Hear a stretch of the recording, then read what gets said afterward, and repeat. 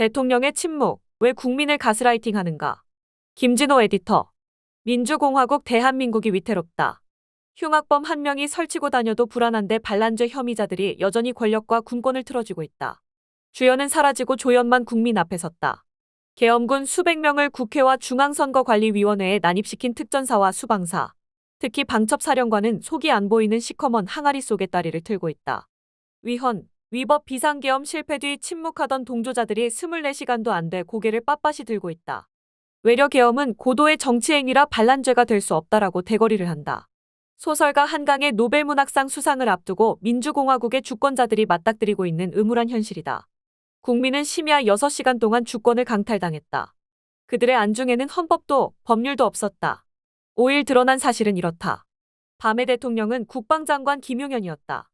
6시간 계엄사령관 박안수는 비상계엄 선포 사실을 TV 보도를 보고 알았다고 했다.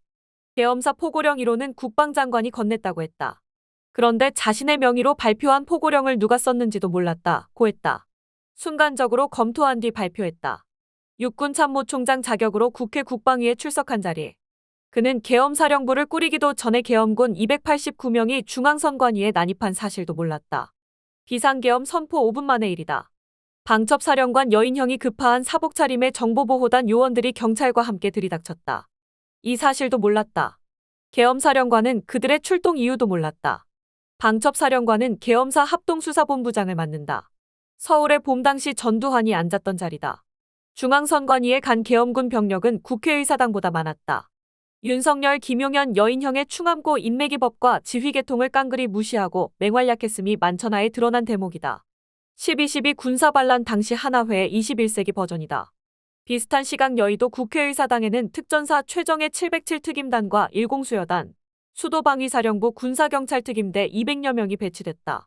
군합발로 의사당을 유린했다. 작전 대상이 국회인 줄 모르고 출동했다는 병사들의 증언이 나왔다. 우원식 국회의장을 비롯한 많은 의원이 담벼락을 넘어 의사당에 들어갔다. 그런데 계엄사령관은 병력이 어떤 목적으로 국회의사당에 간 줄 모른다고 했다. 아니, 국회에 간 사실 자체도 몰랐다. 자신의 증언이 맞다면 계엄사령관은 허수아비였다. 수방사 사령관 이진우는 계엄사령관에 여러 번 전화를 걸어 경찰 증파를 요청했다. 야당에 따르면 방첩사는 현장에서 국회의원 체포조를 운영했다.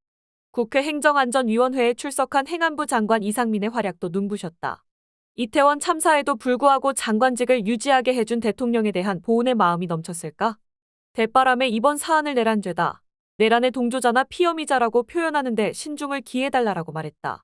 비상계엄령 선포는 고도의 통치행위로 대통령께서 헌법적 절차와 법을 준수하는 한도 내에서 한 것이라고도 우겼다. 전복적 사고방식이다.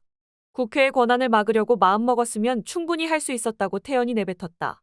계엄군이 유리창을 깨고 국회의사당에 들어온 시간은 4일 0 30분쯤. 국회가 비상계엄 해제 요구안 표결을 하기 전이었다. 대통령은 전시, 사변 또는 이에 준하는 국가비상사태에 있어서 병력으로서 군사상의 필요에 응하거나 공공의 안녕질서를 유지할 필요가 있을 때 법률이 정하는 바에 의하여 계엄을 선포할 수 있다. 계엄법 제1조 제2항은 적과 교전 상태에 있거나 사회질서가 극도로 교란되어 행정 및 사법 기능의 수행이 현저히 도로 교란되어 행정 및 사법 기능의 수행이 현저히 곤란한 경우를 규정하고 있다. 놀랍게도 그는 판사 출신이다. 계엄사령관이 허수아비였다면 행안부 장관은 협력자였다. 울산 국민통합 김장 행사에서 앞치마 두르고 배춧잎을 만지다가 행사를 끝내기도 전에 대통령실에 전화를 받고 황급히 귀경했다. 엉뚱하게 그가 향한 곳은 용산이 아니었다. JTBC 취재 결과 계엄 선포 전인 3일 저녁 7시 20분쯤 그와 법무장관 박성재의 전용 차량이 서울 삼청동 대통령 안전가옥 골목에서 목격됐다. 두 대의 제네시스 지구십은 1시간 10분 뒤 떠났다. 12.12 군사반란 당일 쿠데타 주도 세력이 장태환 수방사령관과 정병주 특전사령관을 묶어두었던 연희동 잔치집 행사를 연상케 한다. 성격은 전혀 다르다. 신군부의 관계에 넘어간 두 사령관은 쿠데타 반대 세력이었지만 두 명의 장관은 판 검사 출신이다. 한 명은 대통령의 고교 후배이고 다른 한 명은 검찰 후배이다. 비상계엄령을 내린 이유의 하나가 야당의 판검사 겁박이었던 만큼 우호 세력으로 판단했을 법하다. 충암고, 육사 라인에 더해 서초동 율사 출신들의 연합인 셈이다. 어떤 연유에서인지 충암고 12회 졸업생은 계엄 선포 직전 국무회의에서 모든 국무위원이 다 우려했고 저도 여러 번 우려를 표명했다고 주장했다. 대통령에게 계엄 선포를 건의할 수 있는 국무위원은 행안부 장관과 국방장관이다. 이번엔 충암고 7회 졸업생이 총대를 메고 8회 졸업생에게 건의했다. 처음부터 끝까지 또 이후에도 뒤죽박죽이다. 행안부 장관 이상민은 국무회의 참석 인원이나 발언 내용이 무슨 국가 비밀이나 되는 듯 한사코 밝히지 않았다. 규정상 국무회의 회의록을 작성해야 하는 행안부 의정관은 회의 소집 자체를 몰랐다. 해서 국방부 관계자가 작성했다는 게 주무부처 장관의 유체이탈식 화법이었다. 아직 국방부로부터 회의록을 받지 못했다고 남의 일처럼 말했다. 하여 45년 만에 발동된 비상계엄 논의 과정은 안개 속이다.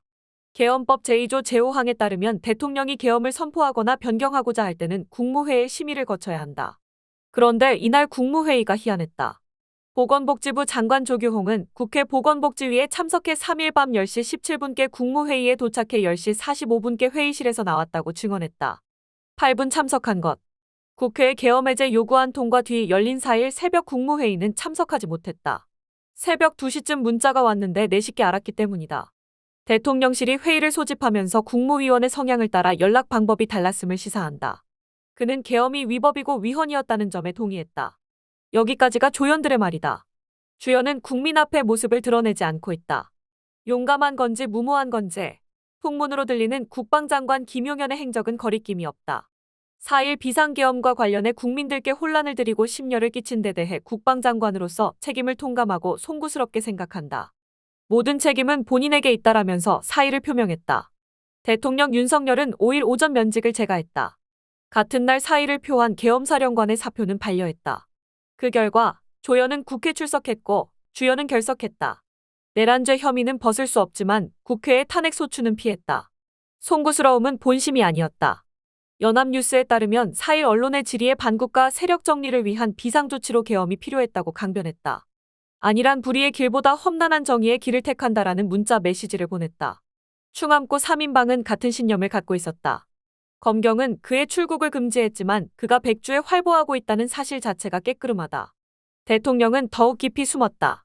4일 담화를 발표한다고 했다가 5일 오전으로 옮기더니 아예 취소했다.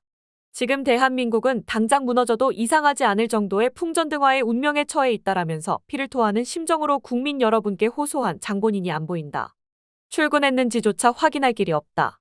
대통령실 누리집의 공개 일정에는 4일, 5일이 비어있다. 3일 비상계엄 심해 국무회의와 비상계엄 긴급담화는 물론 4일 계엄 해제 국무회의도 일정이 없다. 공개 일정에 따르면 아무 일도 없었다. 헌법과 계엄법에 없는 근거로 비상계엄을 덜컥 선포했던 충암고 8회 졸업생도 고교 동문들과 마찬가지로 비상계엄은 헌법과 법률에 적합했다고 생각하고 있을까? 침묵 속에서 무엇을 도모하고 있을까? 혹여 실수를 반복하지 않기 위해 헌법과 법이 규정한 계엄 발동 상황을 상상하고 있지는 않을까? 연일 경양 각지에서 열리고 있는 탄핵 집회장은 사회 질서를 극도로 교란하기에 맞춤이지 않을까? 비상계엄을 열렬 지지하는 아스팔트 극우를 활용하지 않을까? 한강의 노벨문학상 수상조차 맞득자는 그들이다. 죄다 기우이길 바란다. 군통수권자와 계엄군을 동원한 사령관들이 건재해서 하게 되는 걱정이다. 지난 10월 평양 무인기 침범 당시 러시아 외교부가 경고했던 것처럼 대북 도발을 감행할 수단도 쥐고 있다. 국민이 영화 주유소 습격 사건에서처럼 가스라이터를 든 이에게 위협당하고 있는 것 같아 하는 말이다.